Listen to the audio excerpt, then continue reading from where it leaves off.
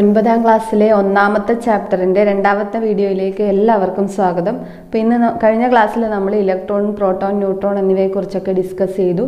അടുത്തത് നമുക്ക് ബാക്കിയുള്ള ഭാഗങ്ങളിലേക്ക് പോകാം. ഇന്ന് നമുക്ക് റദർഫോർഡിൻ്റെ ആറ്റം മോഡൽ വെച്ച് തുടങ്ങാം. Rutherford atom model, Rutherford planetary model of atom എന്നാണ് പറയുന്നത്. അതായത് റുദർഫോർഡ് സൗരയൂഥ മാതൃകയാണ് ആറ്റത്തിന് നൽകിയിട്ടുള്ളത്.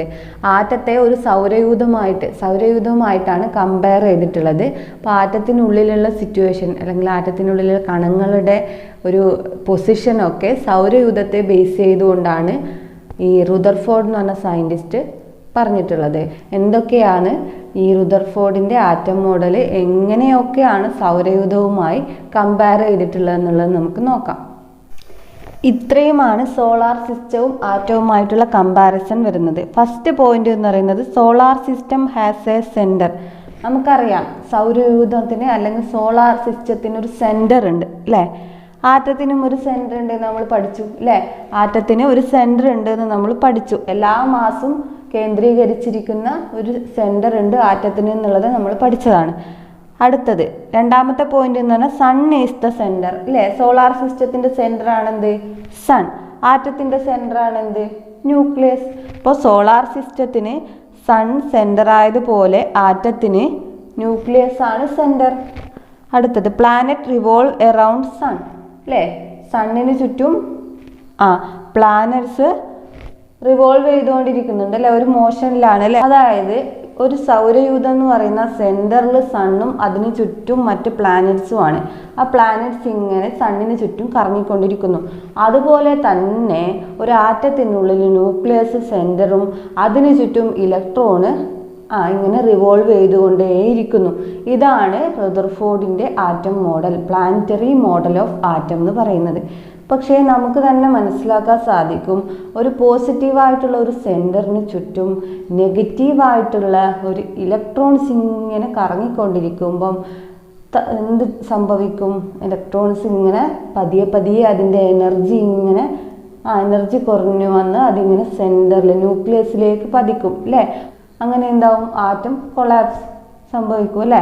അപ്പോൾ അത് നടക്കുന്നില്ല അല്ലേ. ആറ്റം അങ്ങനെ ഇല്ലാതായി പോകുന്നില്ല. അപ്പോൾ എന്താണ്, അതെന്തുകൊണ്ടാണ് എന്നുള്ളത് എക്സ്പ്ലെയിൻ ചെയ്യാൻ റുദർഫോർഡിന് കഴിഞ്ഞില്ല. റുദർഫോർഡിൻ്റെ പ്ലാനറ്ററി മോഡൽ ഓഫ് ആറ്റം വെച്ചിട്ട് ഇലക്ട്രോൺസ് എന്ന് പറയുന്ന ന്യൂക്ലിയസിന് ചുറ്റും ഇങ്ങനെ കറങ്ങിക്കൊണ്ടിരിക്കുമ്പം അതെന്ത് ചെയ്യും? ഫൈനലി ആറ്റം ഇല്ലാതായി പോവും. അതായത് ന്യൂക്ലിയസിൻ്റെ ഉള്ളിലേക്ക് ഇലക്ട്രോൺ വന്ന് പതിക്കണം. അപ്പോൾ അത് സംഭവിക്കുന്നില്ല. അപ്പോൾ സംഭവിക്കാത്തത് എന്തുകൊണ്ടാണ് എന്നുള്ളത് എക്സ്പ്ലെയിൻ ചെയ്യാൻ പറ്റിയില്ല. അപ്പോൾ സംഭവിക്കാത്തത് കൊണ്ട് തന്നെ ഈ സ്ട്രക്ചറിന് ഒരു പോരായ്മയുണ്ട് എന്ന് നമുക്ക് മനസ്സിലാക്കാം. കാരണം അതിൽ എന്തോ ഒരു കാര്യം കൂടി എക്സ്പ്ലെയിൻ ചെയ്യാനുണ്ട്. അതുകൊണ്ടാണ് അത് ഒരു ലിമിറ്റേഷനെ വന്നത് അല്ലേ, ഒരു ലിമിറ്റേഷൻ വന്നത്. അല്ലെങ്കിൽ അത് എന്തുകൊണ്ടാണ് അതിലേക്ക് പതിക്കാത്തത് എന്നുള്ളതിന് ഒരു ഡെഫിനിഷൻ കൊടുക്കാൻ പറ്റിയെങ്കിൽ ആ ഒരു ആറ്റം മോഡൽ അവിടെ നിലനിൽക്കുമായിരുന്നു. അങ്ങനെ റദർഫോർഡിൻ്റെ ആറ്റം മോഡൽ പരാജയമായി മാറി. അപ്പോൾ ഒരു മോഡൽ പരാജയമായാൽ വീണ്ടും മറ്റ് സയൻറ്റിസ്റ്റുകൾ എന്ത് ചെയ്യും? ഈ ആറ്റത്തെക്കുറിച്ച് പഠിക്കും. അങ്ങനെ പുതിയൊരു മോഡൽ വന്നു. അതാണ് ബോർ മോഡൽ. ബോർ മോഡലാണ് നമ്മൾ കൂടുതലായിട്ട് ഈ ഹൈസ്കൂൾ ക്ലാസ്സുകളിൽ ഉപയോഗിക്കുന്ന ഒരു ആറ്റത്തിൻ്റെ മോഡൽ. അപ്പോൾ നമുക്ക് ബോർ മോഡലിൻ്റെ കാര്യങ്ങളൊക്കെ ഒന്ന് പഠിക്കാം. ആറ്റം മോഡലിൻ്റെ കുറച്ച് പോയിന്റ്സ് ആണ് ഇവിടെ ഞാൻ എഴുതിയിട്ടുള്ളത്. അപ്പോൾ ഒന്നാമത്തെ പോയിന്റ് എന്ന് പറയുന്നത് electrons revolve around the nucleus in a fixed path called orbit or shell. Electrons ന്യൂക്ലിയസിന് ചുറ്റും ഇങ്ങനെ കറങ്ങിക്കൊണ്ടിരിക്കുന്നത് ഒരു ഫിക്സഡ് ആയിട്ടുള്ള ഷെല്ലിലാണ് അല്ലെങ്കിൽ ഫിക്സഡ് ആയിട്ടുള്ള ഓർബിറ്റിലാണ്. ഓർബിറ്റ് എന്ന് പറയും. ന്യൂക്ലിയസിന് ചുറ്റും ഇലക്ട്രോൺ സഞ്ചരിക്കുന്ന പാതയാണ് എന്ത് പറയുന്നത്? ഓർബിറ്റ്. അതൊരു ഫിക്സഡ് പാതയിലാണ് സഞ്ചരിക്കുന്നത്. പക്ഷേ റുദർഫോർഡ് അങ്ങനെ ഒരു ടേം പറഞ്ഞിട്ടില്ല. എവിടെയാണ് സഞ്ചരിക്കുന്നതെന്ന് പറഞ്ഞിട്ടില്ല. ഇങ്ങനെ കറങ്ങിക്കൊണ്ടിരിക്കുന്നു എന്നേ പറഞ്ഞിട്ടുള്ളൂ. നീൽ ബോർ പറഞ്ഞു ഇലക്ട്രോൺസ് ന്യൂക്ലിയസിന് ചുറ്റും കറങ്ങിക്കൊണ്ടിരിക്കുന്നത് ഒരു ഫിക്സഡ് പാത്തിലാണ്. അതിനെയാണ് ഓർബിറ്റ് അല്ലെങ്കിൽ ഷെൽ എന്ന് പറയുന്നത്. അപ്പോൾ ഷെല്ലാണ് ഈ ഇലക്ട്രോണിൻ്റെ പാത്ത്. ഈ ഷെല്ലുകളിലാണ് ഇലക്ട്രോൺസ് ഉള്ളത്. അപ്പോൾ ഷെല്ലുകളിൽ ഇലക്ട്രോൺസ് ന്യൂക്ലിയസിന് ചുറ്റും ഇങ്ങനെ കറങ്ങിക്കൊണ്ടിരിക്കുന്നു. രണ്ടാമത്തെ point, electrons in each shell have definite energy.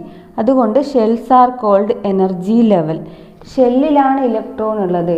അതായത് ഒരു ഷെല്ലിലുള്ള ഇലക്ട്രോണിന് ഒരു പെർട്ടിക്കുലർ എനർജിയാണ് ഉണ്ടാവുക. മറ്റു ഷെല്ലിലെ ഇലക്ട്രോണിന് വേറെ എനർജി. അതായത് ഒരു ഷെല്ലിലെ ഇലക്ട്രോണിനൊക്കെ ഒരേ എനർജി ആയിരിക്കും. ഇപ്പോൾ ഒരു ഷെല്ലിൽ 4 ഇലക്ട്രോൺസ് ഉണ്ടെങ്കിൽ 4 ഇലക്ട്രോൺസിന് ഒരു എനർജിയാണ്. അതുകൊണ്ട് ഷെല്ലുകളെ എനർജി ലെവൽസ് എന്ന് പറയുന്നു. Electrons in each shell have definite energy. So shells R known as energy level. അപ്പോൾ നമുക്കൊരു കാര്യം പറയാൻ പറ്റും. എങ്ങനെ? ന്യൂക്ലിയസിന് ചുറ്റും ഇലക്ട്രോൺസ് ഓരോ എനർജി ലെവലിലാണുള്ളത്. ഒരു ലെവൽ, പിന്നെ വേറൊരു ലെവൽ, പിന്നെ വേറൊരു ലെവൽ, അങ്ങനെ ഓരോ എനർജി ലെവലുകളിലായിട്ടാണ് ഇലക്ട്രോൺസ് സ്ഥിതി ചെയ്യുന്നത്. അടുത്ത point, as long as the electrons revolve in an orbit energy remains constant. നമ്മളിപ്പോൾ പറഞ്ഞത് തന്നെയാണ്. ഒരു ഷെല്ലിൽ തന്നെ ഇലക്ട്രോൺസ് ഇങ്ങനെ കറങ്ങിക്കൊണ്ടിരിക്കുമ്പം അതിൻ്റെ എനർജി എന്ന് പറയുന്നത് എന്താണ്? കോൺസ്റ്റന്റ് ആണ്. ബിക്കോസ് ഓരോ ഷെല്ലിനും ഓരോ എനർജിയാണുള്ളത്. ഓരോ ഷെല്ലിനും ഓരോ എനർജിയാണുള്ളത് കൊണ്ട് തന്നെ ആ ഷെല്ലിലുള്ള ഇലക്ട്രോൺ കറങ്ങിക്കൊണ്ടിരിക്കും. ആ ഷെല്ലിന് ഇലക്ട്രോണിന് അത്രയും എനർജിയാണ് ഉണ്ടാവുക. അപ്പോൾ ഒരു കോൺസ്റ്റന്റ് എനർജിയിലാണ് ഇലക്ട്രോൺസ് ഓരോ ഷെല്ലിലും ഇങ്ങനെ കറങ്ങിക്കൊണ്ടിരിക്കുന്നത്. അടുത്തത്, energy of shell increases as the distance from nucleus increases. ഒരു ഷെല്ലിന്, ഒരു പെർട്ടിക്കുലർ ഷെല്ലിന് ഒരു എനർജിയാണ് ഉണ്ടാവുക, അടുത്ത ഷെല്ലിന് വേറെ എനർജിയാണ് ഉണ്ടാവുക. അങ്ങനെ ഓരോ ഷെല്ലുകൾക്കും ഓരോ നിലകളാണ്, ഓരോ ഊർജ നിലകളാണ്. അപ്പോൾ ആ എനർജി എന്ന് പറയുന്നത് ന്യൂക്ലിയസിൽ നിന്നും അകലം കൂടുന്നതിനനുസരിച്ച് കൂടി വരുന്നു. അപ്പോൾ ന്യൂക്ലിയസിനോട് ഏറ്റവും അടുത്ത ഷെല്ലിനാണ് എന്ത്? എനർജി ഏറ്റവും കുറവുണ്ടായിരിക്കുക. ന്യൂക്ലിയസിനോട് ഏറ്റവും അടുത്ത ഷെല്ലിന് ഏറ്റവും കുറഞ്ഞ എനർജി. ന്യൂക്ലിയസ് നിന്ന് അകലുന്നതിനനുസരിച്ച് അതിൻ്റെ എനർജി, ഷെല്ലുകളുടെ എനർജി എന്ന് പറയുന്നത് കൂടി വരുന്നു. നമുക്ക് എക്സാമ്പിൾ വെച്ച് പറഞ്ഞാൽ കൂടുതൽ മനസ്സിലാകും. അടുത്തത്, shell can be numbered as 1, 2, 3 or KLM. അങ്ങനെ 2 രീതിയിൽ ഷെല്ലുകളെ നമ്പർ ചെയ്യാം. 1, 2, 3 അല്ലെ KLM അങ്ങനെ നമ്പർ ചെയ്യാം. എങ്ങനെയാണ്? ന്യൂക്ലിയസിനോട് ഏറ്റവും അടുത്ത ഷെല്ലാണ് ഷെൽ നമ്പർ 1 അല്ലെങ്കിൽ K ഷെല്ല് തന്നെയാണ് ഷെൽ നമ്പർ 1. അപ്പോൾ ന്യൂക്ലിയസിനോട് ഏറ്റവും അടുത്ത ഷെല്ലാണ് K ഷെൽ, പിന്നെ അടുത്ത ഷെൽ L, പിന്നെ M, N. അങ്ങനെ ഏറ്റവും പുറത്തുള്ളത് N-ഉം K ഷെല്ല് ഏറ്റവും ഉള്ളിലുള്ളതും. N മാത്രമല്ല, അങ്ങോട്ട് വേറെ ഷെല്ലുകളുണ്ട്. അപ്പം ഏറ്റവും അടുത്ത് കിടക്കുന്ന ന്യൂക്ലിയസിനോട് ഏറ്റവും അടുത്ത ഷെല്ലാണ് K ഷെൽ അല്ലെങ്കിൽ 1, ഷെൽ നമ്പർ 1. നമുക്ക് ലിഥിയത്തിൻ്റെ ബോർ മോഡൽ വെച്ച് ഇതൊക്കെ ഒന്ന് പറഞ്ഞു നോക്കാം. അപ്പോൾ ലിഥിയത്തിൻ്റെ ബോർ മോഡലാണിത്. ലിഥിയത്തിന് എത്ര ഇലക്ട്രോൺസ് ഉണ്ട്? ലിഥിയത്തിൻ്റെ ആറ്റോമിക നമ്പർ എന്ന് പറയുന്നത് 3 ആണ്. അപ്പോൾ അതിൽ 3 ഇലക്ട്രോൺസ് ആണ് ഉണ്ടാവുക. ഇത് നമുക്ക് അടുത്ത ഭാഗങ്ങളിൽ പഠിക്കാം. എങ്ങനെയാണ് അറ്റോമിക നമ്പർ തന്നാൽ അതിൽ നമ്പർ ഓഫ് ഇലക്ട്രോൺസ് കണ്ടുപിടിക്കുക എന്നുള്ളത്. ജസ്റ്റ് ഇത് മനസ്സിലാവാൻ വേണ്ടി ഞാൻ ലിഥിയം ഇവിടെ എടുത്തിട്ടുണ്ട്. അപ്പോൾ ലിഥിയത്തിൽ 3 ഇലക്ട്രോൺസ് ആണുള്ളത്. അതിൽ 2 ഇലക്ട്രോൺ, ഇതാണ് ന്യൂക്ലിയസ്. ഇതാണ് ന്യൂക്ലിയസ് എന്ന് പറയുന്നത്. സെൻറ്ററിൽ എല്ലാ മാസും കേന്ദ്രീകരിച്ചിരിക്കുന്ന ന്യൂട്രോണും പ്രോട്ടോണും ഉള്ള ന്യൂക്ലിയസ് ആണ് ഇത് സെൻറ്ററിൽ റെപ്രസെൻ്റ് ചെയ്തിട്ടുള്ളത്. അതിന് ചുറ്റും ഓരോ എനർജി ലെവൽസ് ആണിത്. ഇതാണ് എന്ത്?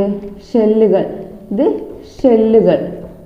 അപ്പം ഇതാണ് ന്യൂക്ലിയസിനോട് ഏറ്റവും അടുത്ത ഷെൽ. അപ്പം ഇതിനായിരിക്കും ഏറ്റവും എനർജി കുറവ്. ന്യൂക്ലിയസിനോട് ഏറ്റവും അടുത്ത ഷെല്ലിന് എനർജി കുറവ്. അപ്പം ഇതിനേക്കാൾ എനർജി കൂടുതലായിരിക്കും ഇവിടെയുള്ള ഷെല്ലിന്. പിന്നെ ഒന്നാമത്തെ പോയിന്റ് എന്താ? Electrons revolve around the nucleus in a fixed path. ഇതാണ് ആ ഫിക്സഡ് പാത്ത് എന്ന് പറയുന്നത്. രണ്ടാമത്, electron in each shell have definite energy. ഈ ഷെല്ലിലുള്ള ഈ 2 ഇലക്ട്രോണിനും ഒരേ എനർജി ആയിരിക്കും. പക്ഷേ ഈ ഷെല്ലിലുള്ള ഇലക്ട്രോണിൻ്റെ എനർജി ആയിരിക്കില്ല ഈ ഷെല്ലിലുള്ള ഇലക്ട്രോണിന്. As long as the electron revolving in orbit energy remain constant. അപ്പോൾ ഈ ഒരു ഓർബിറ്റിൽ ഈ 2 ഇലക്ട്രോൺ ഇങ്ങനെ കറങ്ങിക്കൊണ്ടിരിക്കുമ്പം ആ ഇലക്ട്രോണിൻ്റെ എനർജി എന്ന് പറയുന്നത് എന്തായിരിക്കും? കോൺസ്റ്റന്റ് ആയിരിക്കും. എനർജി ചേഞ്ച് ചെയ്തുകൊണ്ടേ ഇരിക്കുന്നില്ല. അടുത്ത, energy of shell increases as the distance from nucleus increase. അതിപ്പോൾ പറഞ്ഞു. അപ്പോൾ ഈ ഷെല്ലിൻ്റെക്കാളും എനർജി കൂടുതലായിരിക്കും ഈ പുറത്തെ ഷെല്ലിന്. ഷെല്ല് നമ്പർ ചെയ്യുന്നത്, ഇപ്പോൾ ഇത് ന്യൂക്ലിയസിനോട് ഏറ്റവും അടുത്ത ഷെല്ലാണ്. അപ്പോൾ ഈ ഷെല്ലിൻ്റെ പേരാണ് K ഷെൽ. ഈ ഷെല്ലിൻ്റെ പേരാണ് എൽ ഷെൽ. അങ്ങനെ അല്ലെങ്കിൽ ഷെൽ നമ്പർ 1, ഷെൽ നമ്പർ 2. അപ്പോൾ ന്യൂക്ലിയസിനോട് അകലുന്നതിനനുസരിച്ചാണ് KLM എന്ന് പറഞ്ഞിട്ടുള്ള നമ്പറിങ് വരുന്നത്. ഇത്രയാണ് ബോർ മോഡലിൻ്റെ കാര്യങ്ങൾ. ബോർ മോഡലിലെ കുറച്ച് പോയിന്റ്സ് ആണിത്. റുദർഫോർഡ് മോഡലിലുള്ള ഒരു ലിമിറ്റേഷനെ ഓവർകം ചെയ്യാൻ ബോർ മോഡലിന് സാധിച്ചു. അതാണ് ബോർ മോഡലിൻ്റെ ഒരു നേട്ടം. ഓർബിറ്റ്സ് എന്നുള്ള ഒരു ടേം ഓർത്തു വെക്കുക. അടുത്തതായിട്ട് നമുക്ക് മാസ് നമ്പറും ആറ്റോമിക് നമ്പറും നോക്കാം. എന്താണ് മാസ് നമ്പർ, എന്താണ് ആറ്റോമിക് നമ്പർ എന്നുള്ളത് മനസ്സിലാക്കാം. ഒന്നാമതായിട്ട് നമുക്ക് മാസ് നമ്പർ മനസ്സിലാക്കാം. മാസ് നമ്പർ അല്ലെങ്കിൽ ആറ്റോമിക് മാസ്. ഓക്കെ, ഇവിടെ കുറച്ച് പാർട്ടിക്കിൾസ് തന്നിട്ടുണ്ട് അല്ലേ. ആറ്റത്തിനുള്ളിലുള്ള പാർട്ടിക്കിളാണ് പ്രോട്ടോൺ, ഇലക്ട്രോൺ ആൻഡ് ന്യൂട്രോൺ അല്ലേ. 3 പാർട്ടിക്കിളാണ് ആറ്റത്തിനുള്ളത്, അല്ലെങ്കിൽ സബ് ആറ്റോമിക് പാർട്ടിക്കിൾ എന്ന് പറയുന്നതാണ് പ്രോട്ടോൺ, ഇലക്ട്രോൺ ആൻഡ് ന്യൂട്രോൺ. പ്രോട്ടോണിൻ്റെ പൊസിഷൻ എവിടെയാണ്? നമുക്ക് ഈ ടേബിൾ ഒന്ന് കംപ്ലീറ്റ് ചെയ്യാം. പ്രോട്ടോണിൻ്റെ പൊസിഷൻ എവിടെയാണ്? പ്രോട്ടോൺ സ്ഥിതി ചെയ്യുന്നത് ന്യൂക്ലിയസിലാണ്. ആറ്റത്തിനുള്ളിൽ ആറ്റത്തിനുള്ളിലെ പൊസിഷനാണ് ചോദിക്കുന്നത്. ഇലക്ട്രോൺസിൻ്റെ പൊസിഷൻ എവിടെയാണ്? ഇലക്ട്രോൺസ് ആറ്റത്തിനല്ല, ഓർബിറ്റ്സിലാണുള്ളത് അല്ലേ. ഷെല്ലിലാണ് ഇലക്ട്രോൺസ് ഉള്ളത്, അല്ലെങ്കിൽ ഔട്ട്സൈഡ് ദ ന്യൂക്ലിയസ് എന്ന് പറയാം. Outside the nucleus. പിന്നെ ന്യൂട്രോൺ എവിടെയാണുള്ളത്? ന്യൂട്രോണും ഉള്ളത് ന്യൂക്ലിയസിലാണ്. അപ്പം ഈ പ്രോട്ടോണിൻ്റെ മാസിനെ നമ്മൾ 1 യൂണിറ്റ് എന്ന് പറഞ്ഞ് പ്രാക്ടിക്കൽ പർപ്പസിനെ റെപ്രസെൻ്റ് ചെയ്യുന്നു. നമ്മൾ പഠിച്ചിട്ടുണ്ട് മുമ്പ്. പ്രോട്ടോണിൻ്റെ മാസ് എന്ന് പറയുന്നത് ഹൈഡ്രജൻ ആറ്റത്തിൻ്റെ മാസിന് ഈക്വൽ ആയിരിക്കും. അപ്പം അതിനെ നമ്മൾ 1 യൂണിറ്റ് ആയിട്ട് എടുക്കുന്നു പ്രാക്ടിക്കൽ പർപ്പസിന് വേണ്ടി. അപ്പോൾ 1 യൂണിറ്റ് എന്നാണ് പ്രോട്ടോണിൻ്റെ മാസ്. ഇലക്ട്രോണിൻ്റെ മാസ് എത്രയാണ്? ഇലക്ട്രോണിൻ്റെ മാസ് വെരി ലോ ആണ്, അത് നമ്മൾ 0 ആയിട്ട് എടുക്കുന്നു. പിന്നെ ന്യൂട്രോണിൻ്റെ മാസും ഹൈഡ്രജൻ ആറ്റത്തിൻ്റെ മാസിന് ഈക്വൽ ആയിരുന്നു. ന്യൂട്രോണിൻ്റെ മാസും നമ്മൾ 1 യൂണിറ്റ് ആയിട്ട് എടുക്കുന്നു. അപ്പോൾ നമ്മൾ കഴിഞ്ഞ ക്ലാസ്സുകളിൽ പറഞ്ഞിട്ടുണ്ട്, ആറ്റത്തിൻ്റെ എൻറ്റയർ മാസ് കോൺസെൻട്രേറ്റ് ചെയ്തിട്ടുള്ളത് ന്യൂക്ലിയസിലാണ് അല്ലേ. അപ്പോൾ മാസിന് കാരണക്കാരായ 2 പാർട്ടിക്കിളാണ് ആരൊക്കെ? ന്യൂട്രോൺസും പ്രോട്ടോൺസും ആണ് ആറ്റത്തിൻ്റെ മാസിന് കാരണക്കാരായിട്ടുള്ളത്. അപ്പം പ്രോട്ടോണിൻ്റെ മാസ് 1 യൂണിറ്റ് ആണ്, ന്യൂട്രോണിൻ്റെ മാസ് 1 യൂണിറ്റ് ആണ്. അപ്പം ന്യൂട്രോണും പ്രോട്ടോണും ആണ് മാസിന് കാരണം. ഓക്കെ, ഇനി ഒരു പ്രോട്ടോണും ഒരു ന്യൂട്രോണും ഉള്ള ആറ്റം നമ്മൾ കൺസിഡർ ചെയ്യുന്നു. എ എന്ന് പറയുന്ന ഒരു ആറ്റം, അതിന് ഒരു പ്രോട്ടോണും ഒരു ന്യൂട്രോണും ഉണ്ട്. അപ്പോൾ അതിൻ്റെ മാസ് എത്രയായിരിക്കും? ആറ്റത്തിൻ്റെ മാസ് എത്രയായിരിക്കും? പ്രോട്ടോൺ 1 യൂണിറ്റ്, ന്യൂട്രോണിൻ്റെയും 1 യൂണിറ്റ്. അപ്പോൾ ഒരു പ്രോട്ടോണും ഒരു ന്യൂട്രോണും ആകുമ്പം 1 യൂണിറ്റ് പ്ലസ് 1 യൂണിറ്റ് അല്ലേ. അപ്പോൾ 2 യൂണിറ്റ്സ് ആണ് ഉണ്ടാവുക. Okay, 1 neutron plus 1 proton. 1 neutron plus 1 proton. അപ്പോൾ എത്ര വരും? 1 യൂണിറ്റ് ന്യൂട്രോണിൻ്റെത്, ദെൻ 1 യൂണിറ്റ് പ്രോട്ടോണിൻ്റെത്, അതായത് 2 യൂണിറ്റ് വരും അല്ലേ. ടോട്ടൽ മാസ് ഓഫ് ആറ്റം എന്ന് പറയുന്നത് 2 യൂണിറ്റ്. ഇനി 2 പ്രോട്ടോണും ഉണ്ട്, 2 ന്യൂട്രോണും ഉണ്ട്. അങ്ങനെയോ? 2 ന്യൂട്രോൺ പ്ലസ് 2 പ്രോട്ടോൺ. ഇപ്പോൾ എത്രയായിരിക്കും?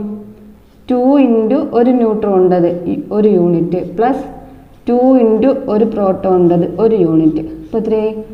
4 യൂണിറ്റ് അല്ലേ. 2 ന്യൂട്രോണും ഉണ്ട്, 2 പ്രോട്ടോണും ഉണ്ടെങ്കിൽ ന്യൂട്രോണിൻ്റെത് 1 യൂണിറ്റ്. അപ്പോൾ 2 ന്യൂട്രോൺ ആകുമ്പോൾ 2 യൂണിറ്റ് വരും, 2 പ്രോട്ടോൺ ആകുമ്പോൾ 2 യൂണിറ്റ് വരും വീണ്ടും. അപ്പം 4 യൂണിറ്റ് വരും. അപ്പോൾ ഇവിടെ നമുക്ക് ന്യൂട്രോണിൻ്റെ എണ്ണവും ആറ്റത്തിൻ്റെ ടോട്ടൽ മാസും തമ്മിലൊരു ബന്ധം കണ്ടെത്താൻ പറ്റും. ഇത് പറയാം, ന്യൂട്രോണിൻ്റെയും പ്രോട്ടോണിൻ്റെയും ആകെ എണ്ണമാണ് അതിൻ്റെ മാസ് എന്ന് പറയുന്നത്.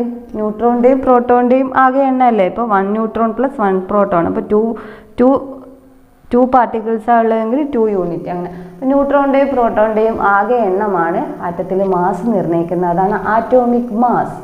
ആറ്റോമിക് മാസ് എന്ന് പറയുന്നത് ന്യൂട്രോണിൻ്റെയും പ്രോട്ടോണിൻ്റെയും ആകെ എണ്ണമാണ്.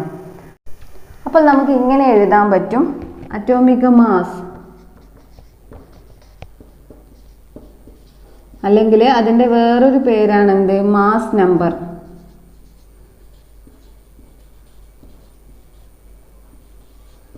അറ്റോമിക് മാസ് അല്ലെങ്കിൽ mass number equal to number of neutrons plus number of protons. ഈ അറ്റോമിക് മാസിനെ നമുക്കൊരു സിമ്പൽ വെച്ച് റെപ്രസെൻ്റ് ചെയ്യാം, അതാണ് എ. അറ്റോമിക് മാസ് അല്ലെ mass number A is equal to number of neutron plus number of proton. ന്യൂട്രോണിൻ്റെയും പ്രോട്ടോണിൻ്റെയും ആകെ എണ്ണമാണ് അറ്റോമിക് മാസ് അല്ലെങ്കിൽ മാസ് നമ്പർ എന്ന് പറയുന്നത്. ഇനി അറ്റോമിക് നമ്പർ എന്താണെന്ന് നോക്കാം. ഒരു റിയാക്ഷനിൽ പങ്കെടുക്കുമ്പോൾ ആറ്റത്തിനുള്ളിലുള്ള ഇലക്ട്രോൺസ് ആണ് റിയാക്ഷനിൽ ഇൻവോൾവ് ചെയ്യുന്നത് അല്ലേ. പ്രോട്ടോണിന് ഒരു ചേഞ്ച് സംഭവിക്കുന്നില്ല. അപ്പോൾ പ്രോട്ടോൺ എന്ന് പറയുന്നത് ഒരു ആറ്റത്തിൻ്റെ ഐഡൻറ്റിറ്റിയാണ്. ഐഡൻറ്റിറ്റി എന്ത് സംഭവിച്ചാലും പ്രോട്ടോണിന് ഒരു ചേഞ്ച് സംഭവിക്കുന്നില്ല. അതുകൊണ്ട് നമ്മൾ പ്രോട്ടോണിൻ്റെ എണ്ണത്തെയാണ് അറ്റോമിക് നമ്പറായിട്ട് പരിഗണിക്കുന്നത്. അതായത് ഒരു ഐഡൻറ്റിറ്റി ആണ്, എന്താ ഒരു എലമെൻറ്റിൻ്റെ ഐഡൻറ്റിറ്റിയാണ് അറ്റോമിക് നമ്പർ എന്നുള്ളത്. ഇപ്പോൾ ഐഡൻറ്റിറ്റി ആയിരിക്കണേ അത് ചേഞ്ച് ചെയ്യാനൊന്നും പാടില്ല റിയാക്ഷനിൽ. അപ്പം പ്രോട്ടോണിൻ്റെ എണ്ണത്തെയാണ് നമ്മൾ എന്ത് പറയുന്നത്, അറ്റോമിക് നമ്പർ. അറ്റോമിക് നമ്പറിനെ നമ്മൾ Z എന്ന് പറഞ്ഞ ലെറ്റർ വെച്ചിട്ടാണ് റെപ്രസെൻ്റ് ചെയ്യുന്നത്. അപ്പോൾ atomic number Z equal to number of protons. Atomic number Z is equal to number of protons എന്നാണ് നമ്മൾ പറയുന്നത്. പക്ഷെ നമുക്കറിയാം ഒരു ആറ്റം എന്ന് പറയുന്നത് ഇലക്ട്രിക്കലി ന്യൂട്രലാണ്. ഞാൻ മുമ്പ് കഴിഞ്ഞ ക്ലാസ്സിലൊന്ന് ചെറുതായി എക്സ്പ്ലെയിൻ ചെയ്തിട്ടുണ്ടായിരുന്നു എന്തുകൊണ്ടാണ് ആറ്റം ന്യൂട്രൽ ആയിട്ടുള്ളത്. എന്തുകൊണ്ടാണ് ആറ്റത്തിനുള്ളിൽ ന്യൂട്രോണിൻ്റെ എണ്ണവും ന്യൂട്രോണിന് ചാർജ് ഒന്നുമില്ല. അപ്പോൾ ചാർജിൻ്റെ കാര്യത്തിൽ ന്യൂട്രോണിന് ഒരു റോളും ഇല്ല. പിന്നെ ആരൊക്കെയാണ് ചാർജ് ഉള്ളത്, പ്രോട്ടോണും ഇലക്ട്രോണും. അപ്പോൾ ആറ്റം ന്യൂട്രൽ ആയിരിക്കണം, എന്തായിരിക്കണം, ഇലക്ട്രോണിൻ്റെയും പ്രോട്ടോണിൻ്റെയും എണ്ണം തുല്യമായിരിക്കണം. എങ്കിൽ മാത്രമേ ആ ചാർജ് ക്യാൻസൽ ചെയ്ത് ന്യൂട്രൽ ആവുള്ളൂ. അപ്പോൾ പ്രോട്ടോണിൻ്റെയും ഇലക്ട്രോണിൻ്റെയും എണ്ണം തുല്യമാണ്. പിന്നെ മാറ്റം വരുന്നത് ന്യൂട്രോണിൻ്റെ എണ്ണം വ്യത്യാസമാണ്. അപ്പോൾ ആറ്റോമിക് മാസ് എന്ന് പറയുന്നത് number of neutron plus proton ആണ്.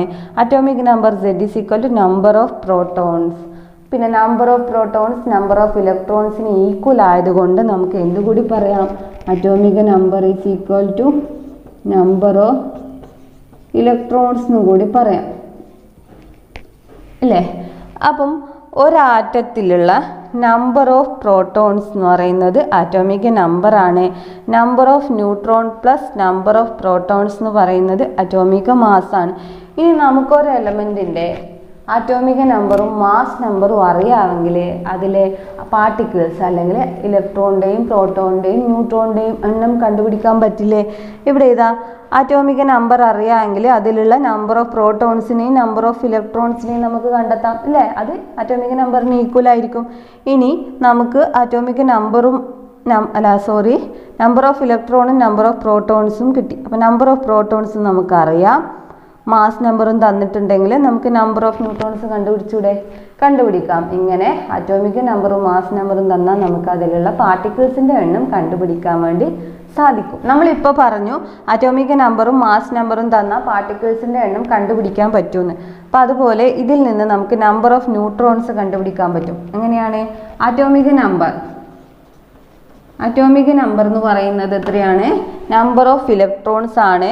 അപ്പോൾ അറ്റോമിക് മാസ് അല്ലെ മാസ് നമ്പർ എന്ന് പറയുന്നത് number of neutron plus number of protons ആണ്. അപ്പോൾ ഈ നമ്പർ ഓഫ് പ്രോട്ടോൺസിന് പകരം നമുക്ക് എന്ത് കൊടുക്കാം, ഇവിടെ ഇതിന് പകരം എന്ത് കൊടുക്കാം, അറ്റോമിക് നമ്പർ തന്നെയല്ലേ. അപ്പം A is equal to N+P എന്ന് പറയുന്ന ഈ ഒരു ഇക്വേഷനിൽ A ഈക്വൽ ടു നമുക്ക് എങ്ങനെ എഴുതാം, N number of neutron plus P എന്ന് പറയുന്നത് എന്താണ്, അറ്റോമിക് നമ്പർ അല്ലേ. അറ്റോമിക് നമ്പറിന് Z എന്ന് റെപ്രസെൻ്റ് ചെയ്യാം. അപ്പം നമ്പർ ഓഫ് ന്യൂട്രോൺസിന് എങ്ങനെ എഴുതാം, number of neutrons is equal to mass number minus atomic number. അപ്പോൾ മാസ് നമ്പർ മൈനസ് അറ്റോമിക് നമ്പറാണ് number of neutrons. Number of protons എന്ന് പറയുന്ന അറ്റോമിക് നമ്പറാണ്. Number of protons plus number of neutron എന്ന് പറയുന്നത് മാസ് നമ്പറാണ്. അപ്പോൾ ഈ ഒരു റിലേഷൻ വെച്ചിട്ട് നമുക്ക് ഓരോ പാർട്ടിക്കിളിൻ്റെയും എണ്ണം കണ്ടുപിടിക്കാൻ സാധിക്കും. അപ്പോൾ ഈ ഇക്വേഷൻ വന്നത് ഈ രണ്ട് റിലേഷനിൽ നിന്നാണ്. അപ്പോൾ ഇത് ഓർത്ത് വെക്കാം. ഇനി നമുക്ക് എങ്ങനെ ഈ മാസ് നമ്പറും ആറ്റോമിക് നമ്പറും ഒക്കെ ഒരു സിമ്പലിൽ, ഒരു ആറ്റത്തിൻ്റെ ഒരു എലമെന്റിന്റെ സിമ്പലിൽ റെപ്രസെന്റ് ചെയ്യാന്നുള്ളത് നോക്കാം.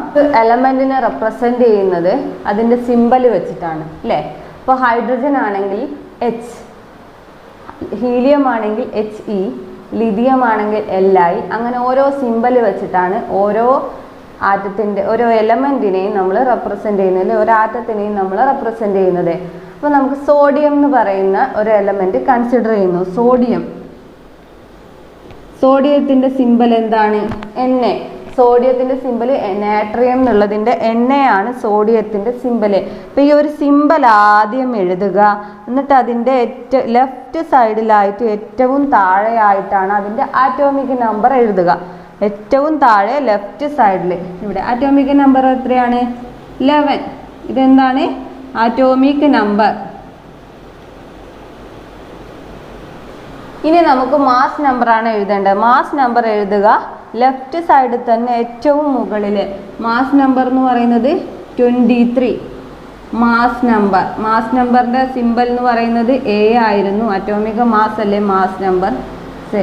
അപ്പോൾ നമുക്ക് ജനറലി എങ്ങനെ എക്സ്പ്രസ് ചെയ്യാൻ പറ്റും? ഇപ്പം എക്സ് ആണ് എലമെന്റ് എങ്കിൽ, എക്സ് ആണ് എലമെന്റ്, ഇപ്പം എക്സ് എലമെന്റ് ആണെങ്കിൽ താഴെ വരുന്നത് എന്തായിരിക്കും?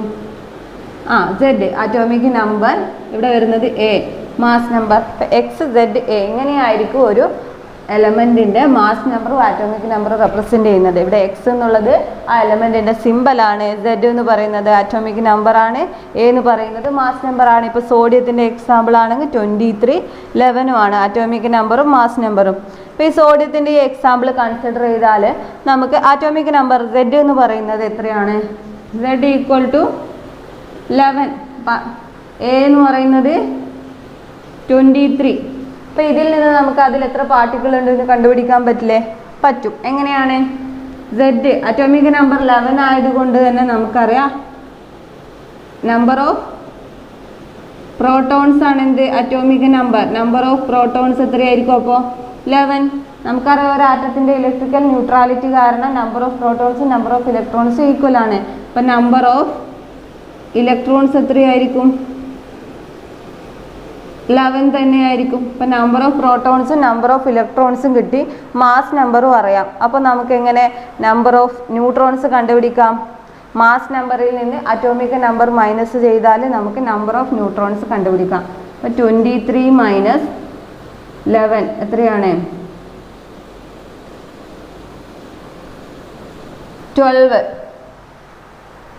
12 ആണ് ഇതിലുള്ള നമ്പർ ഓഫ് ന്യൂട്രോൺസ് എന്ന് പറയുന്നത്. ഇനി നമുക്കിതൊന്ന് ചെക്ക് ചെയ്യാം. ഇത് ചെക്ക് ചെയ്യേണ്ട ആവശ്യമില്ല, കാരണം നമ്പർ ഓഫ് പ്രോട്ടോൺസും നമ്പർ ഓഫ് ഇലക്ട്രോൺസും ആണ്. ഇപ്പോൾ ഇവിടെ എന്ന് പറയുന്നത് ന്യൂട്രോൺസിൻ്റെ എണ്ണമാണ്. നമ്പർ ഓഫ് ന്യൂട്രോൺസ് 12 കിട്ടി. ഇപ്പോൾ എന്താണ് ഇവിടെ എഴുതുന്ന മാസ് നമ്പർ എന്ന് പറയുന്നത് ന്യൂട്രോണിൻ്റെയും പ്രോട്ടോണിൻ്റെയും എണ്ണമാണ്. ഇവിടെ പ്രോട്ടോണിൻ്റെ എണ്ണം 11 ആണ്. അപ്പോൾ 12 + 11 എത്രയാണ്? 23 തന്നെ കിട്ടും. അപ്പം ഇങ്ങനെ നമുക്ക് മാസ് നമ്പർ ആറ്റോമിക് നമ്പറും തന്നാൽ അതിലുള്ള നമ്പർ ഓഫ് പാർട്ടിക്കിൾസിനെയും കണ്ടുപിടിക്കാൻ സാധിക്കും. നമ്മൾ നേരത്തെ ആറ്റത്തിൻ്റെ അറ്റോമിക് നമ്പറും ഒരു എലമെന്റിന്റെ അറ്റോമിക് നമ്പറും മാസ് നമ്പറും കിട്ടിയാൽ അതിലുള്ള നമ്പർ ഓഫ് പാർട്ടിക്കിൾസ് എങ്ങനെ കണ്ടുപിടിക്കുക എന്നുള്ളത് പഠിച്ചു. ഇനി നമുക്ക് ഇവിടെ കുറച്ച് എക്സാമ്പിൾസ് തന്നിട്ടുണ്ട്, കുറച്ച് സിമ്പിൾസ്, കുറച്ച് ആറ്റത്തിന്റെ സിമ്പിൾസ് തന്നിട്ടുണ്ട്. ഇനി നമുക്ക് ആറ്റോമിക് നമ്പർ, മാസ് നമ്പർ, അതിലെ number of protons, number of electron, number of neutrons എന്നിവ എഴുതി നോക്കാം. ഒന്നാമത് 1H1 ഇതാണ് 1H1. ഇവിടെ ഈ സൈഡിൽ തന്നിട്ടുള്ളത് ഏറ്റവും താഴെ തന്നിട്ടുള്ളത് 1 ആണ്. അതെന്താണ്? Atomic number. അപ്പം അറ്റോമിക് നമ്പർ എന്ന് പറയുന്നത് 1. ഇവിടെ മേലെ തന്നിട്ടുള്ളത് മാസ് നമ്പർ. അപ്പം ഇവിടെ മാസ് നമ്പർ എന്ന് പറയുന്നത് 1. എക്സ് എന്ന് പറയുന്ന ഒരു എലമെന്റ് ആണെങ്കിൽ അറ്റോമിക് നമ്പർ അടിയിൽ തരും, മാസ് നമ്പർ A എന്ന് പറയുന്നത് മുകളിലായിട്ട് തരും. ഇതാണ് ജനറലി റെപ്രസെന്റ് ചെയ്യുന്നത്. അപ്പം 1H1 ആയതുകൊണ്ട് 1 എന്ന് പറയുന്നത് അറ്റോമിക് നമ്പർ, മാസ് നമ്പറും 1 തന്നെയാണ്. അപ്പം അറ്റോമിക് നമ്പർ 1 ആയതുകൊണ്ട് തന്നെ പ്രോട്ടോണിൻ്റെ എണ്ണവും ഇലക്ട്രോണിൻ്റെ എണ്ണവും എത്രയായിരിക്കും? 1 ആയിരിക്കും. ഇനി ന്യൂട്രോണിൻ്റെ എണ്ണം എത്രയാ? ന്യൂട്രോണിൻ്റെ എണ്ണം എന്ന് പറയുന്നത് മാസ് നമ്പറിൽ നിന്ന് അറ്റോമിക് നമ്പർ മൈനസ് ചെയ്താൽ കിട്ടും. Mass number minus atomic number, അപ്പോൾ 0. അപ്പോൾ ഇവിടെ എന്താണ് പ്രത്യേകത? ഹൈഡ്രജനിൽ ന്യൂട്രോൺ ഇല്ല. ഹൈഡ്രജൻ്റെ ഒരു പ്രത്യേകതയാണ് ഹൈഡ്രജൻ്റെ H11. ഈ ഒരു എലമെന്റിന് ന്യൂട്രോൺ ഇല്ല. ന്യൂട്രോൺ ഇല്ലാത്ത ഒരു എലമെൻ്റാണ് ഇത്. ഇനി അടുത്തത് ഹീലിയം He2 4 ആണുള്ളത്. അപ്പോൾ ഇവിടെ ഉള്ളത് atomic number 2, mass number 4, number of proton എന്ന് പറയുന്ന അറ്റോമിക് നമ്പറാണ് 2, ഇലക്ട്രോണും അറ്റോമിക് നമ്പറാണ്. ഇതിൽ നിന്ന് മാസ് നമ്പർ മൈനസ് അറ്റോമിക് നമ്പറാണ് നമ്പർ ഓഫ് ന്യൂട്രോൺസ്. അപ്പോൾ 2. അടുത്തത് ലിഥിയത്തിൻ്റെ അറ്റോമിക് നമ്പർ 3, മാസ് നമ്പർ 7, പ്രോട്ടോണിൻ്റെ എണ്ണം എന്ന് പറയുന്നത് 3, അറ്റോമിക് നമ്പറിന് ഈക്വൽ, ഇതും അറ്റോമിക് നമ്പറിന് ഈക്വൽ. ഇതിൽ നിന്ന് ഇത് കുറക്കുക 4 ആണ് അതിൻ്റെ നമ്പർ ഓഫ് ന്യൂട്രോൺ 4. അടുത്തത് carbon 612, atomic number 6, mass number 12, number of proton, number of electron 6, neutron എന്ന് പറയുന്നത് 12 - 6. അപ്പോൾ 6 ആയിരിക്കും ന്യൂട്രോണിൻ്റെ എണ്ണം. നിയോൺ 10, 20, 10ഉം 20ഉം. അപ്പോൾ 10 ആണ് അറ്റോമിക് നമ്പർ, മേലെയുള്ളത് മാസ് നമ്പർ. നമ്പർ ഓഫ് പ്രോട്ടോണും ഇലക്ട്രോണും എന്ന് പറയുന്നത് 10 ആണ്. നമ്പർ ഓഫ് ന്യൂട്രോൺ എന്ന് പറയുന്നത് 20 - 10. അപ്പം ഇങ്ങനെ ഒരു സിമ്പൽ തന്നാൽ, ഒരു എലമെൻറ്റിൻ്റെ സിമ്പൽ തന്നാൽ അതിൽ അറ്റോമിക് നമ്പറും മാസ് നമ്പറും തന്നിട്ടുണ്ടെങ്കിൽ നമുക്ക് ഇത്രയും കാര്യങ്ങൾ മനസ്സിലാക്കാൻ വേണ്ടി സാധിക്കും. ഓക്കെ, ഇത്രയും കാര്യങ്ങൾ മനസ്സിലാക്കാം. അപ്പോൾ XZA എന്നാണ് സിമ്പൽ ഉണ്ടാവുക. അപ്പോൾ Z എന്ന് പറയുന്നത് atomic number, A mass number. താഴെ ആയിട്ടുള്ളത് അറ്റോമിക് നമ്പർ, മേലെ ആയിട്ടുള്ളത് മാസ് നമ്പർ അല്ലേ. മാസ് നമ്പർ ആയിരിക്കും കൂടുതൽ, അപ്പോൾ അതാണ് മേലെ ഉള്ളതെന്ന് ഓർത്ത് വെക്കുക. കുറവുള്ളത് അറ്റോമിക് നമ്പർ ആയിരിക്കും അത് താഴെ. ഓക്കെ, ഇത്രയും കാര്യങ്ങൾ ഓർത്ത് വെക്കുക. അടുത്ത നമുക്ക് ഇലക്ട്രോണിക് കോൺഫിഗറേഷനെ കുറിച്ച് പഠിക്കാം. എങ്ങനെയാണ് ഈ ബോർ മോഡൽ പ്രകാരം നമ്മൾ ഓർബിറ്റ്സിലാണ് ഇലക്ട്രോൺസ് ഉള്ളതെന്ന് പറഞ്ഞു. ഒരു ന്യൂക്ലിയസിന് ചുറ്റും ഓർബിറ്റ്സിൽ ഇലക്ട്രോൺ കറങ്ങിക്കൊണ്ടിരിക്കുന്നു. അപ്പോൾ ആ ഇലക്ട്രോൺസ് എങ്ങനെ ഓരോ ഓർബിറ്റിലും നിറച്ചിരിക്കുന്നു എന്നുള്ള കാര്യമാണ് ഇലക്ട്രോണിക് കോൺഫിഗറേഷനിൽ പഠിക്കുന്നത്. ഓരോ ഷെല്ലിലും എങ്ങനെ ഇലക്ട്രോൺസിനെ ഡിസ്ട്രിബ്യൂട്ട് ചെയ്തിട്ടുള്ളതെന്നുള്ള സ്റ്റഡിയാണെന്ത് ഇലക്ട്രോണിക് കോൺഫിഗറേഷൻ എന്ന് പറയുന്നത്. അപ്പോൾ ഇലക്ട്രോണിക് കോൺഫിഗറേഷനെ കുറിച്ചാണ് നമ്മൾ അടുത്തതായിട്ട് പഠിക്കുന്നത്. ഓരോ ഷെല്ലിൻ്റെ ഉള്ളിലും ഇലക്ട്രോൺസ് എങ്ങനെയാണ് ഡിസ്ട്രിബ്യൂട്ട് ചെയ്തിട്ടുള്ളതെന്നാണ് നമ്മളിപ്പോൾ പറഞ്ഞുകൊണ്ടിരിക്കുന്നത്. അപ്പം അതിന് ഈ ഒരു ടേബിൾ നമുക്ക് കൺസിഡർ ചെയ്ത് നോക്കാം.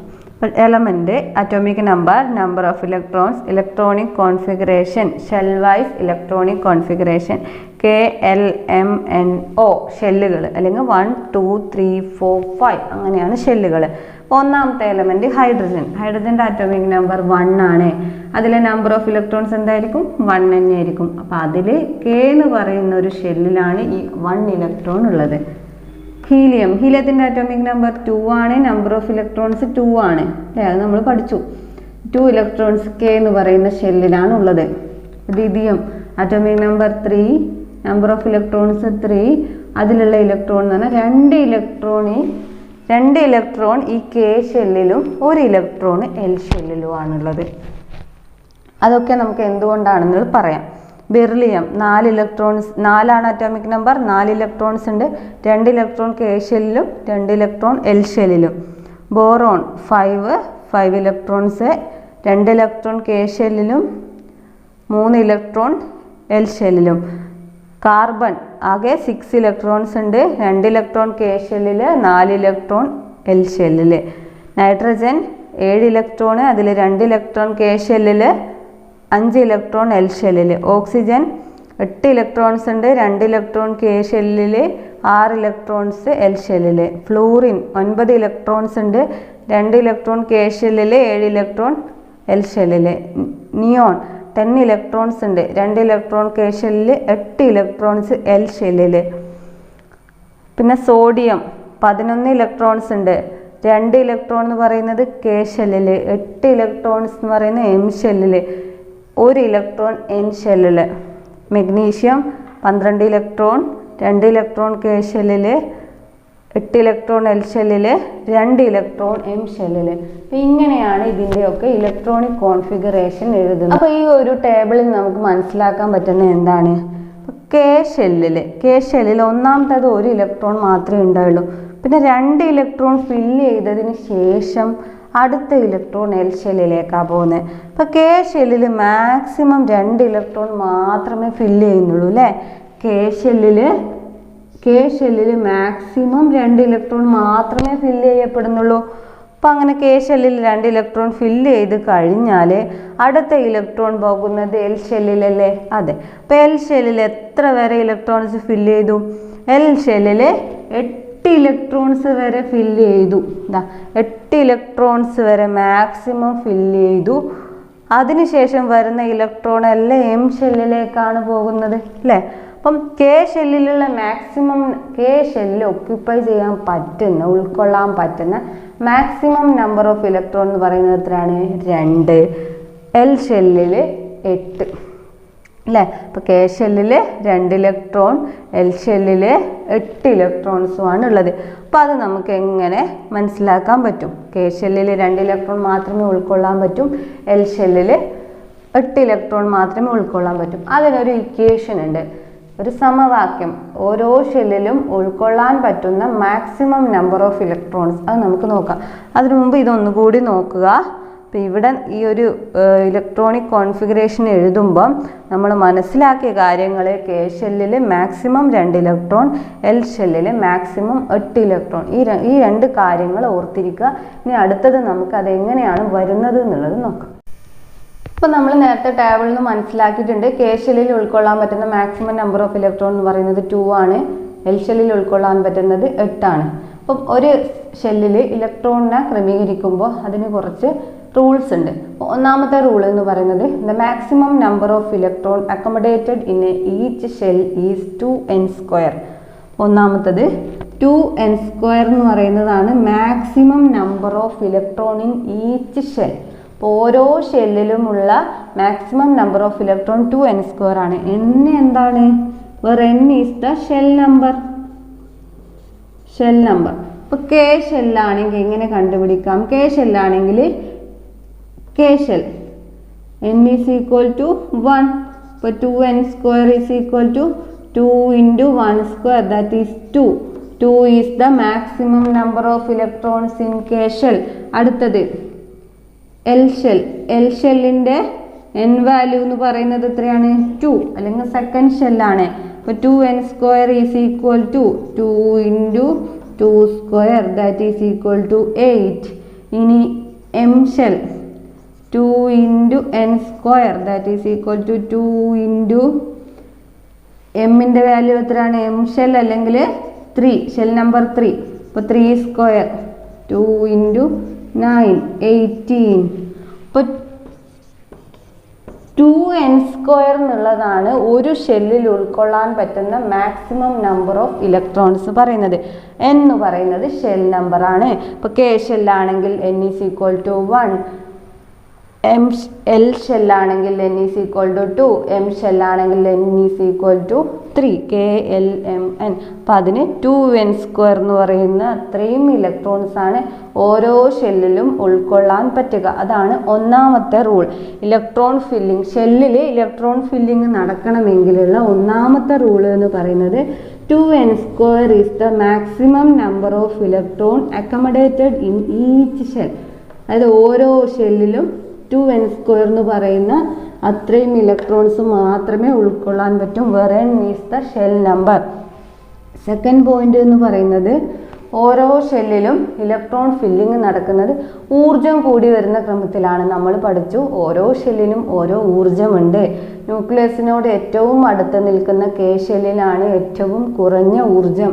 ന്യൂക്ലിയസിൽ നിന്ന് അകലും തോറും ഊർജം കൂടി വരുന്നു. കെ ഷെല്ലിനായിരിക്കും ഏറ്റവും കുറഞ്ഞ ഊർജം. പിന്നെ അടുത്തതോ അതിനേക്കാൾ കൂടുതലായിരിക്കും എൽ ഷെല്ലിന്, അതിനേക്കാൾ കൂടുതലായിരിക്കും എം ഷെല്ലിന്. അപ്പോൾ ഊർജം കൂടി വരുന്ന ക്രമത്തിൽ ഷെല്ലുകളെ എഴുതുകയാണെങ്കിൽ കെക്ക് എല്ലിനേക്കാൾ കുറവ്, അപ്പം അതായത് കെയേക്കാൾ കൂടുതൽ എല്ലിന്, എല്ലിനേക്കാൾ കൂടുതൽ എമ്മിന്, അങ്ങനെയാണ് എനർജി വരുന്നത്. അപ്പോൾ അതായത് ഫസ്റ്റ് ഷെല്ലിനേക്കാൾ കൂടുതൽ എനർജി സെക്കൻഡ് ഷെല്ലിന്, അതിനേക്കാൾ കൂടുതൽ തേർഡ് ഷെല്ലിന്, അങ്ങനെയാണ് എനർജി വരുന്നത്. അപ്പോൾ കെ ഷെല്ലിൽ ആദ്യം ഇലക്ട്രോൺ ഫില്ല് ചെയ്തതിന് ശേഷം മാത്രമേ എൽ ഷെല്ലിൽ ഫില്ല് ചെയ്യുന്നുള്ളൂ. നേരത്തെ നമ്മൾ ടേബിളിലും കണ്ടു, കെ ഷെല്ലിൽ മാക്സിമം 2n² പ്രകാരം 2 ഇലക്ട്രോൺ ആണ് കെ ഷെല്ലിൽ മാക്സിമം. 2 ഫില്ല് ചെയ്തതിന് ശേഷം മാത്രമേ അടുത്ത ഷെല്ലിലേക്ക് പോകുന്നുള്ളൂ. അല്ലാതെ കെ ഷെല്ലിൽ 1 ഇലക്ട്രോണിനെ വെച്ച് ബാക്കി ഇലക്ട്രോൺ എൽ ഷെല്ലിലേക്ക് പോകുന്നില്ല. അതായത് ഓരോ ഷെല്ലിലും മാക്സിമം ഇലക്ട്രോൺ ഫില്ല് ചെയ്തതിന് ശേഷം മാത്രമേ അടുത്ത ഷെല്ലിൽ, അതായത് ഷെല്ലുകളിൽ ഊർജം കൂടി വരുന്ന ക്രമത്തിലാണ് ഇലക്ട്രോൺസിനെ ഫില്ല് ചെയ്യുന്നത്. Filling up of electrons in a shell takes place according to the increasing order of their energy, based on the increasing order of their energy.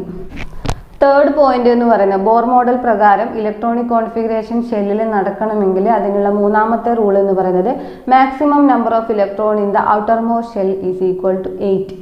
Outer most ഷെല്ലിലുള്ള ഇലക്ട്രോൺ 8 മാത്രമേ ആകാൻ പാടുള്ളൂ. ഔട്ടർ മോസ്റ്റ് ഷെൽ ഇലക്ട്രോൺ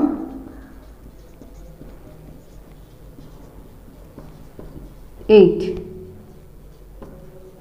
ഇപ്പോൾ 3 points ആണുള്ളത് electronic കോൺഫിഗറേഷനിൽ. ഇപ്പോൾ electronic കോൺഫിഗറേഷന് നടക്കാൻ വേണ്ടിയുള്ള 3 points rules എന്ന് പറയുന്നത്, ഒന്ന് maximum number of electron in each shell is equal to 2n², where n is the shell number.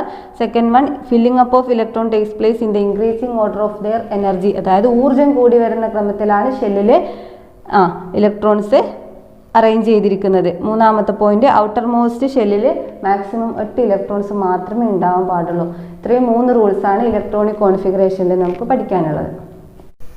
ഇവിടെ കുറച്ച് എലമെൻസിൻ്റെ ബോർ മോഡൽ പ്രകാരമുള്ള ഡ്രോയിങ്സ് ആണ് വരച്ചിട്ടുള്ളത്. ഇതൊക്കെ സർക്കുലർ പാത്തിലാണ് കറക്റ്റ് വേണ്ടത്. അപ്പം hydrogen, helium, lithium, beryllium, boron, carbon, neon, sodium, argon, ഇത്രയും എലമെൻസിൻ്റെ ആണ് Bohr model വരച്ചിട്ടുള്ളത്. അപ്പോൾ ഇത് വെച്ചിട്ട് നമുക്ക് ഇതിൻ്റെ ഇലക്ട്രോണിക് കോൺഫിഗറേഷൻ എങ്ങനെ എഴുതാം? അപ്പം ഹൈഡ്രജനിൽ 1, കെ ഷെല്ലിൽ 1 ഇലക്ട്രോൺ. ഹീലിയം ആണെങ്കിൽ 2, കെ ഷെല്ലിൽ 2 ഇലക്ട്രോൺ.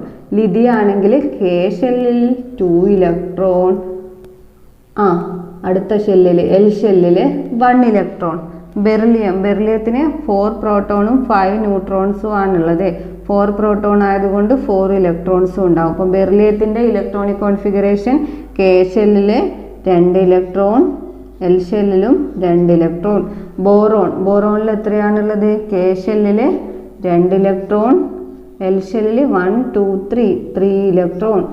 കാർബൺ ആണെങ്കിൽ കെ ഷെല്ലിൽ 2 ഇലക്ട്രോൺ, എൽ ഷെല്ലിൽ 4 ഇലക്ട്രോൺ. നിയോൺ ആണെങ്കിൽ കെ ഷെല്ലിൽ 2 ഇലക്ട്രോൺ, എൽ ഷെല്ലിൽ 8 ഇലക്ട്രോൺ. സോഡിയം 2 ഇലക്ട്രോൺ, എല്ലിൽ 8, എം ഷെല്ലിൽ 1. ആർഗൺ ആണെങ്കിൽ 2 ഇലക്ട്രോൺ, കെ ഷെല്ലിൽ, എൽ ഷെല്ലിൽ 8, എം ഷെല്ലിൽ 8. നമ്മൾ ഇലക്ട്രോണിക് കോൺഫിഗറേഷൻ്റെ റൂൾസ് പറഞ്ഞതൊക്കെ ഇതിന് ബാധകമായിട്ടുള്ളതാണ് അല്ലേ. ഇപ്പോൾ ഹൈഡ്രജന് 1 2, ലിഥിയം 2 1 അങ്ങനെ വരും. അപ്പോൾ ഒന്നാമത്തെ റൂൾ പ്രകാരം 2n² ആണ് മാക്സിമം നമ്പർ ഓഫ് ഇലക്ട്രോൺ. അത് ഒബേ ചെയ്തിട്ടുണ്ട്. രണ്ടാമത്തെ റൂൾ എന്തായിരുന്നു? എനർജി കൂടി വരുന്ന ക്രമത്തിലാണ് ഇലക്ട്രോൺസ് ഡിസ്ട്രിബ്യൂട്ട് ചെയ്യുന്നത്. കെ ഷെല്ല് കഴിഞ്ഞിട്ട് എൽ ഷെല്ല് അങ്ങനെ പോയിട്ടുള്ളൂ.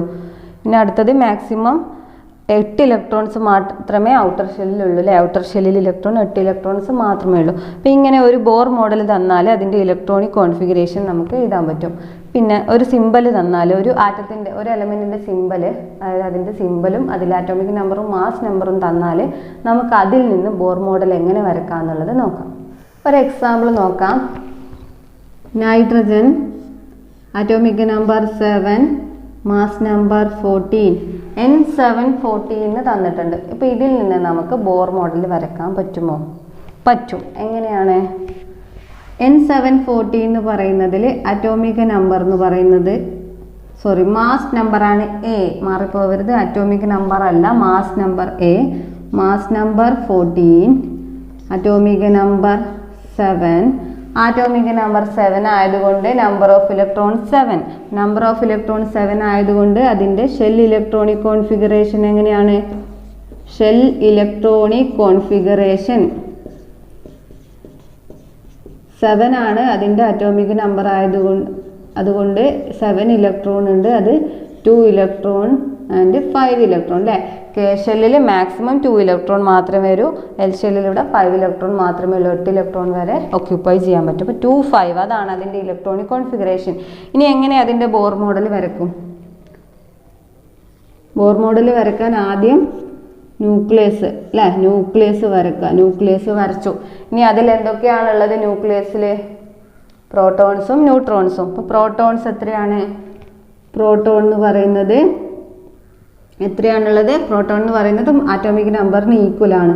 അപ്പോൾ 7p. ന്യൂട്രോണിൻ്റെ എണ്ണം എത്രയായിരിക്കും? 14 - 7. അതൊക്കെ നമ്മൾ ഡിസ്കസ് ചെയ്തതാണ്. അപ്പോൾ 7 ന്യൂട്രോൺ. പിന്നെ എത്രയാണ് ഷെല്ലുകളുള്ളത്? 2 ഷെല്ലുകളാണുള്ളത് അല്ലേ. കെ ഷെല്ലും എൽ ഷെല്ലും ആണുള്ളത്. അടുത്ത നമുക്ക് 2 ഷെല്ലുകൾ വരക്കാം.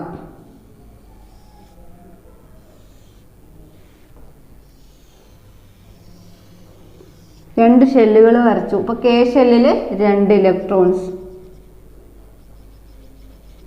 അടുത്തത് അടുത്ത ഷെല്ലിൽ 5 ഇലക്ട്രോൺസ് ആണ് ഉള്ളത്. അപ്പം 1 2 3 4 5. അപ്പം ഇതാണ് എന്ത്? നൈട്രജൻ്റെത്. നൈട്രജൻ 2 5. അപ്പോൾ 2 ഇലക്ട്രോൺ കെ ഷെല്ലിലും 5 ഇലക്ട്രോൺസ് എന്ന് പറയുന്നത് അടുത്ത ഷെല്ലിലായിട്ട് വരും. ഇതൊക്കെ കറക്റ്റ് സർക്കിളായിട്ട് വരണം. ഇനി അടുത്ത നമുക്ക് വേറൊരു എക്സാമ്പിൾ നോക്കാം. മെഗ്നീഷ്യത്തിൻ്റെ നോക്കാം. Magnesium 12, 24 mass number. ഇപ്പോൾ number of electrons Z 12. Atomic number അല്ലെ നമ്പർ ഓഫ് ഇലക്ട്രോൺ 12 ആണ്. 282 എന്ന് വരും. Z ഇത് വന്നുകൊണ്ട് ഇനി നമുക്ക് വരക്കാം. ആദ്യം ന്യൂക്ലിയസ് വരക്കുക. പ്രോട്ടോണിൻ്റെ എണ്ണം 12. ഇപ്പോൾ 12p. ന്യൂട്രോണിൻ്റെ എണ്ണം 24 - 12. 12 ന്യൂട്രോൺസ്. ഷെല്ലുകളുടെ എണ്ണം 3 എണ്ണം. 3 ഷെല്ലുകൾ വരയുക. കോമ്പസ് ഉപയോഗിച്ചിട്ടല്ലേ വളയൊക്കെ ഉപയോഗിച്ച് വരാം. അപ്പോൾ 282.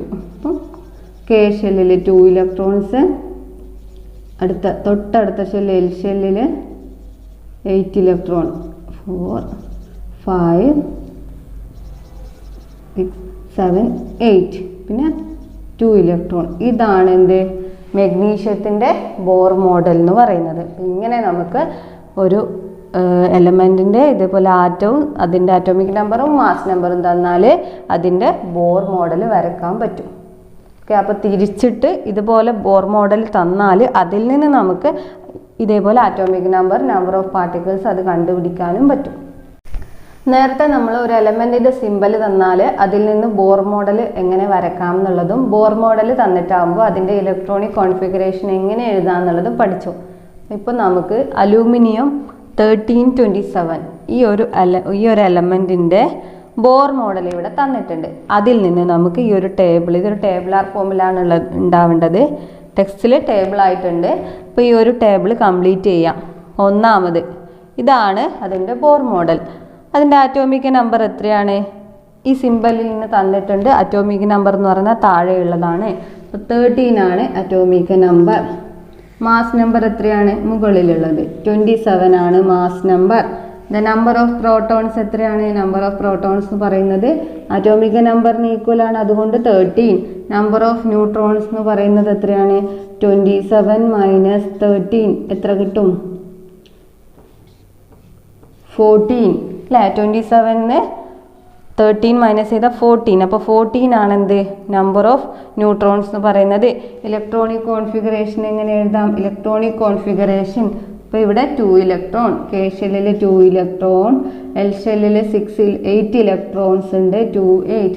അടുത്തത് എം ഷെല്ലിൽ എത്രയുണ്ട്? 1 2 3 2 8 2 8 3 13. അപ്പോൾ ഇതാണ് ഇലക്ട്രോണിക് കോൺഫിഗറേഷൻ. അങ്ങനെ ഒരു എലമെൻറ്റിൻ്റെ സിമ്പൽ തന്ന ബോർ മോഡൽ കാണുന്നതും ബോർ മോഡൽ തന്ന എലമെൻറ്റ് സിമ്പലിലോട്ട് പോകുന്നതും ഇനി ഇത് തന്നാൽ ഇത്രയും കാര്യങ്ങൾ മനസ്സിലാക്കുന്നതും നമ്മൾ പഠിച്ചു.